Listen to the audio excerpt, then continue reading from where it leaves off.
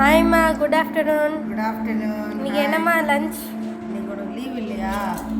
எல்லாத்துக்கும் தான் லீவு. அதான் ஸ்பெஷல் லஞ்சு பாரு. ஃபஸ்ட்டு பாரு, ஒயிட் ரைஸ் சுட சுட ஒயிட் ரைஸ். சரியா? ஓகே. ஒயிட் ரைஸ் போட்டேன்னா அதுக்கு மேலே ஜிஆர்பி நெய் லைட்டாக போட்டுக்கணும். அது பிடிச்சிட்டோம். அதுக்கப்புறமா வந்து காரக்குழம்பு. ஓகே.